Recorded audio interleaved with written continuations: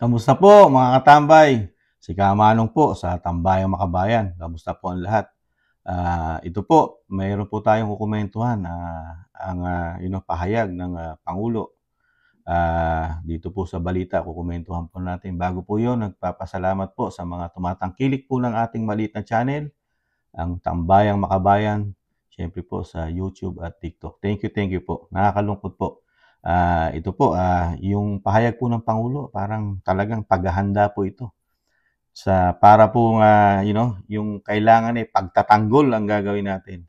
At talagang sa ano po ni Kamanong, sa komento ni Kamanong po dito, talagang napakatapang po ang ating Pangulo, mga katambay. Ito po ang napakabigat na problema ng bansa sa tingin ng Pangulo. Hindi po ang kahirapan. Hindi po kahirapan, mga katambay.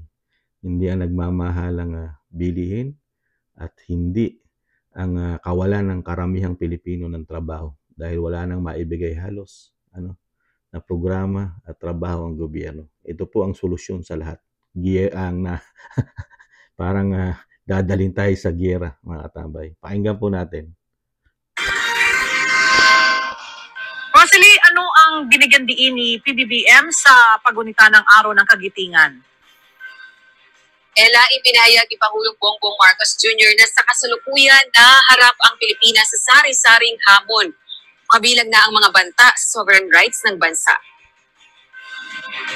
Ginawa nito ang pahayag sa pagunita ng ika-82 araw ng Kagitingan sa Mount Samal dito sa Pilar, Bataan. Ginugunita ang Araw ng Kagitingan sa pag-alaala sa Fall of Bataan noong World War II kung kailan sumuko ang mga Pilipino at Amerikanong sundalo sa mga Japanese matapos ang ilang araw na paglaban gamit ang limitadong supply ng armas at bala. Ayon sa Pangulo, bunsod ng mga hamong ito, may iba sa ating mga kababayan ang nagtapunan ng physical harm. Bagaman hindi tuwirang binanggit ng Pangulo, tila pinatutungkulan nito ang tumitinding agresyon ng China sa pinag-aagawang teritoryo sa West Philippine Sea. Batay pa sa Presidente, hindi ito katanggap-tanggap, hindi rin makatwiran o makatarungan sa panahong ito na pagkakaroon ng mapayapang ugnayan sa pagitan ng mga bansa. Mensahe nito sa mga kababayan kabilang na sa mga kabataan, hindi dapat magpasupil o magpaapi, lalo na sa loob ng sarili nating bakuran. Kasabay nito, kinilala ng Presidente ang Armed Forces ng bansa dahil sa patuloy na pagbabantay at pagtatanggol sa ating seguridad. Ipinag-utos nito sa Defense, Budget at Finance Departments na pag-aralan ng mga kasalukuyang separation benefits ng mga sundalong nagtamo ng total disability sa pagganap ng kanilang tungkulin. Gayun din, pinagsusumitin niya ang mga departamentong ito ng rekomendasyon kaugnay nito. Bukod dito, ipinahayag din ng Presidente na dinodoble nito ang operational capability ng militar upang matiyak ang kanilang security sa pamamagitan ng pagbili ng angkop na equipment. Samantala, kasama naman sa pagunita ng Araw ng Kagitingan dito sa Pilar, Bataan ang mga kinatawa ng Estados Unidos at Japan. Balik sa iyo, Ella. Maraming salamat, Rob. Yan po mga tambay, talagang pati sa pahayag po ng ating Pangulo, talagang napakalaki pong problema ang harapin ng ating bansa dahil talagang mismong sandatahan lakas na po ang pinaghahanda at talagang isusuong ng ating Pangulo. Talagang hindi na po diplomasya ang nasa isip po ng Pangulo natin, yung talagang isaalang-alang po ang buong mga Pilipino sa ating bansa. Hindi naman nating kaya. Sa karagatan po kasi nangyayari, yung pagbubuli, di ba? Di sana sa komento ni Kamanong, dagdagan mo rin po ang asset po, lalo sa karagatan. Dahil hindi naman po tayo binabaril. Hindi po tayo binabaril ng China. Tubig lang po ang ginagamit sa ating pantaboy, di ba? Wala tayong panlaban di ba? Pinoprotektahan nga po natin, kaya lang wala tayong asset Kasalanan din po kasi ng mga namumuno po sa atin kahit noon pa, di ba? Talagang kay Pangulong Duterte lang talaga naging makabago at nadagdagan po ang mga asset natin, di ba? Lalo sa karagatan, di ba? At sa kasundaluhan, siya lang po naging makabayan na, magmula po nung mga nakaraang panahon pa. Sa kanya lang halos dumami ng kaunti na dagdagan ang asset natin. Pero sa kabila nun, ito po, hindi pa tayo nakapagpaparami ng asset, ihahanda mo na sa ganitong suong na dadalhin mo ron sa pagiging, makabayan o matapang at sanay sa, at hindi kailangan magpaapi. Iba na po ang realidad po ng mundo ngayon. Unang-una, hindi na po bala na sinasabi na, combating ang labanan po ngayon. Hindi na po, di po ba mga tambay? Missile na po, missile na ang labanan po ngayon. Hindi na kailangan po ng mga sundalo na sila po ang susugod.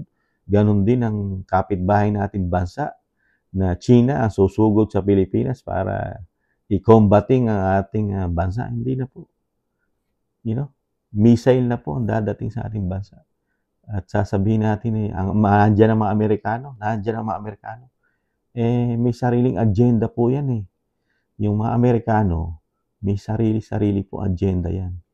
Meron po silang, alam naman natin ng Amerikano, sa komento lang ni Kamano, kalabang number 1 po ng Amerika at China, lalo sa ekonomiya, di ba? At nauungusan na po kasi ang Amerika ng China, di ba? Lalo sa kaperahan, di ba? Sa negosyo, sa buong mundo. Alam naman natin ng Amerika, ayaw na ayaw yan na sila nauungusan na yung kanilang pagiging number 1. Bumaba kasi kinatatakot din sa pananaw ni Kamano, kinatatakot din kasi ng Amerika na mawalan po sila ng support sa mga bansa dahil nga yung pagiging powerful, di ba? Kaya sa nakikita ni Kamano, baka magamit lang ang Pilipinas dito sa diskarte na ito, na ginagamit ang karagatan, ang issue ng China at Pilipinas, di ba? At alam naman natin ng China, talagang ipaglalaban din nila ang sinatawag na kanila na sinasabi. Inaari nga po nila yan, di ba? Hindi basta-basta nga isusuko po yan. Dahil yan una-una talagang meron nga silang paninindigan dyan. At hindi nila kinikilala yung ipinanalo natin dyan, di ba? Wala. At wala rin namang magpatupad ng tinatawag na enforcement o batas dyan na paalisin sila dyan. Sino? Wala. Naging hawak lang natin yung papel na naipanalo natin dyan. Di ba? Mga tambay. Pero wala na naman naging visa dahil wala namang nagpapatupad nun. Di ba? Walang sino magpapaalis kung yun naipanalo lang natin. Dapat ipaalisin nung kusino katulad ng for example, di ba? Sa Pilipinas, di ba? Meron kang gustong paalisin na isang overstaying sa iyong pag-aari, di ba? Lalo sa lupa, di ba? Di ba ginagamitan ng enforcement ng batas, di ba? Para siya mapaalis, ma-demolish. Sino magdi-demolish sa kanila? Kung wala nga enforcement, di ba? Ang Amerika na sinasabi natin na may kakayahang na enforcement, hindi naman nila ginagawa di ba? Hindi nila ginagawa.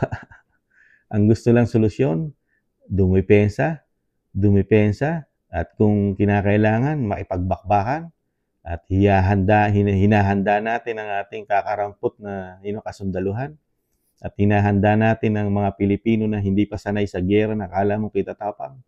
Di ba? Mga kabataan, hinihikayat mo ang mga kabataan na maging matapang, imbis na protektahan natin dahil sila yung mga kabataan na sa susunod na henerasyon ng ating bansa, di ba? Isusuong natin sa ganitong problema na po pwede naman pag-usapan muna. At nga ang problema kasi natin malaking korupsyon. Kaya wala tayo halos pandepensa dahil napakalaki po ng natuklasang korupsyon po, di ba, sa ating gobyerno na talagang hindi kayang bumili ng mga asset dahil po di umano na ibubulsa lang nila ang pondo ng bayan, di ba? Sa mga natutuklasan di umano. Lalo nung natuklasan ni Sasot Rogandos, yung mapakalaking extraordinary sa Kamara at Senado na sila gumagawa ng budget, sila nagbabalangkas ng pondo taon-taon, pero napakatindi po ang korupsyon na natuklasan sa kanila sa napakahabang panahon, di ba? naging legal corruption na raw di umano ang nangyari sa Kamara at sa Senado. Pero walang issue po yan. Hindi po ini-issue ng media yan at ng mga akbayan at ng mga tinatawag na mga makabayang black. Walang corruption po sa kanila. Ang nakikita lang po nila, ito po, una-una Duterte, West Philippine Sea, kailangan na protektahan ng ating nasasakupan. Una-una, bago mo protektahan yan, may pang-protekta ka. Di ba? Wala. Aasa ka lang, matapang ka lang. Nagiging matapang ka lang dahil merong ibang lahi na sinasabi po, protektahan kita. Nasa likod mo kami. Lahat naman ng bansa na pinoprotektahan yan, nadudurog at napapahama. Diba? Yung pinoprotektahan nga ng Amerika sa Ukraine, ano na nangyari? Durog na. Hanggang ngayon, ilang taon na ang gyera. Sa Pilipinas pa, makakasurvive ba tayo kung magkagyera at magkaputukan?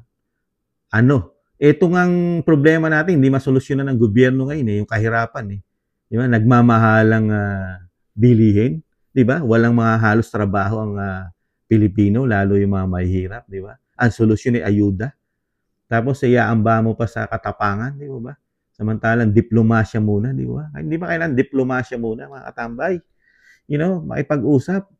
Di ba? Lagi ko inuulit nung panahon ni Pangulong Duterte, nakapag-ninegosyo pa ang Pilipinas, at napag-uusapan.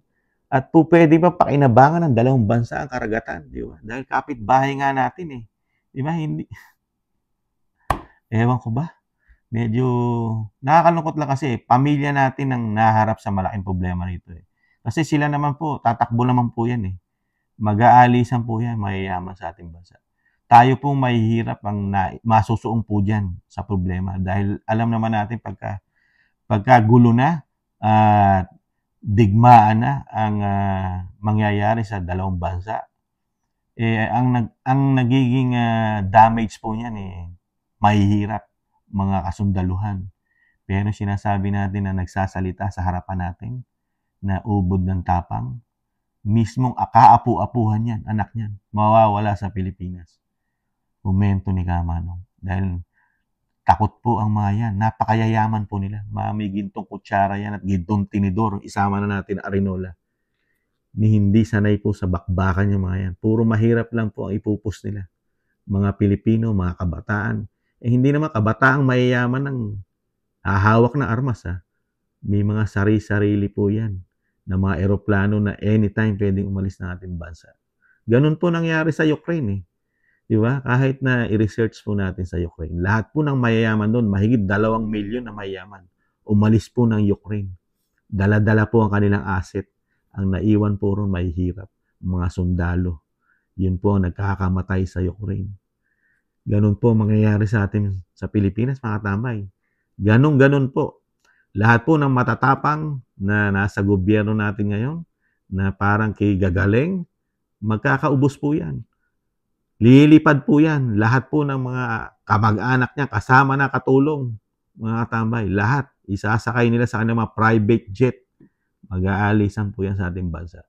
Ang maiiwan, yan, mga sinatawag na mga aktivista, mga akbayan, sama na natin ng makabayang black. Sila may iwan. Pero yung mga congressman nila, alis yan.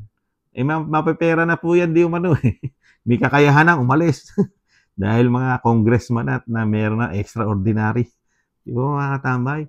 Nakakalungkot lang po. Nangingiti lang si Kamanong pero sa aking puso, sa aking isip, mabigat na problema po ang pinapasok po ng ating Pangulo na makipagkasundo ka, lalo sa tapang sa Amerika. Wala pong maidudulot yan mga katambay.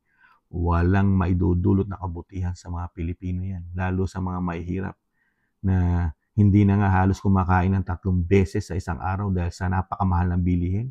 Tapos, magugulat na lang sila. May mga quitis, mga missile na babagsak sa harapan nila. Di ba? Pero ang ating Pangulo, talagang pinagdidiinan. Talagang pinapasok sa ating isip na kailangan natin ipagtanggol ang ating bansa, lalo yung ating teritoryo na sasakupan. Pero sa kabila nun, hindi mo naman kaya. ang mangyayari, napakalaking damage ang mangyayari sa iyong bansa. Pagka hindi mo kaya at tapang lang ang mangyayari sa iyo, ang damage ang pinakamalaki sa iyo. Pero yung nakahanda at nakaset up na sila at sobrang dami na ng kanilang asset, maliit lang ang damage na mapupunta sa kanila. You know? Kasi unang-una, sila agad, kung sila ay magiging agresibo sa atin, sila agad ang magpapawala. Sila magpapawala eh. Magpapawala, for example, ng mga missile sa atin, ng isang damukan. Ano pananangga natin dyan? Kung yung Israel na sobra na ang kanilang teknolohiya dyan, napakarami na nilang gamit, napapasukan pa sila, nasisingitan pa sila ng mga missile. Excuse me po.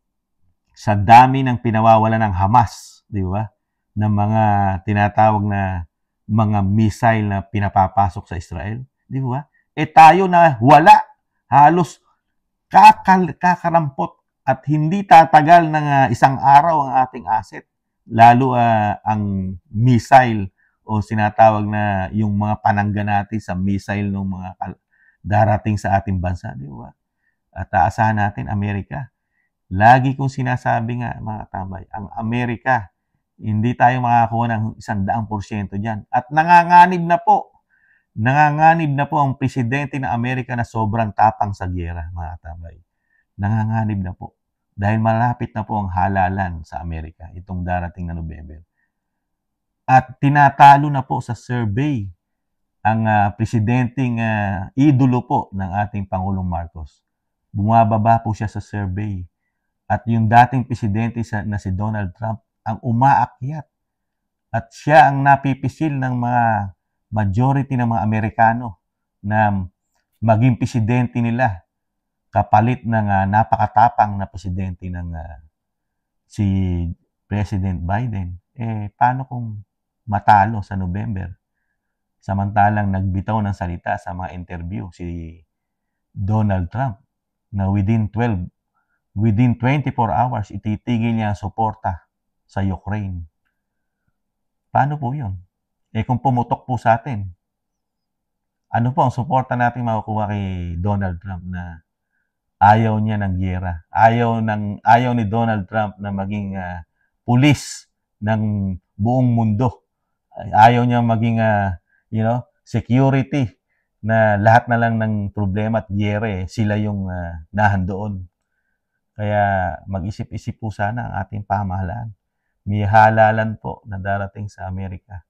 At yun po ang sinasabi ni Kamanong, ang presidente po ay magkakaiba ng isip at policy sa kanilang bansa. Dahil si Donald Trump nakaupo po ng 4 na taon. Hindi po niya inisip ang ipagyera ng 4 na taon. Pero po itong presidente na hinahangaan po ng ating presidente ngayon, napakarami na po na naging issue pagdating sa giyera. Meron pang isang bansa naalala natin, di ba? Yung bansa na iniwanan nila, di ba? Sa Middle East, iniwanan nila. Di ba? Ano nangyari? Nasakop din. Di ba? Sanay na sanay po ang Amerika umiwan dahil tayo po iniwanan din yan. Di ba? Ilang taon po bago bumalik si General MacArthur sa atin, di ba? Ganun po ba ang gagawin natin sa ating bansa? Sa umpisa lang. Tapos tayo na mamumblema. Di ba? Ay, nako, mga tambay. Isip-isip po tayo. Isip-isip po, mga tambay. Mahirap po ang harapin natin. Dahil kasalanan po ng ating gobyerno kung bakit po nagkakaganito ang ating karagatan. Wala po silang naipundar halos. Sila, karamihan po, maliban kay Pangulong Duterte na nagkakaroon ng mga makabagong asset. Pero sa kabila, ngayon, ano po ginagawa? Wala pa tayong asset na ipinupundar. Talagang. Naku, mga tambay. Komento lang po ito ni Kamanong. Kung si Kamanong ay pupulaan nyo at babatikusin nyo, mahal ni Kamanong ang mga Pilipino. Mahal ni Kamanong ang kanyang kababayan. Ayaw isuong ni Kamanong ang mga Pilipino katulad na nangyayari sa Ukraine, at sa Hamas at Israel, mga tambay. Mahal ni Kamanong ang buhay ng mga Pilipino at buhay ng aking pamilya, di ba? Mahal ni Kamanong. Ang solusyon dapat, kung si Kamanong lang, ang solusyon, diplomasya, pakikipag-usap, pag-usapan ang problema ng magkapitbahay.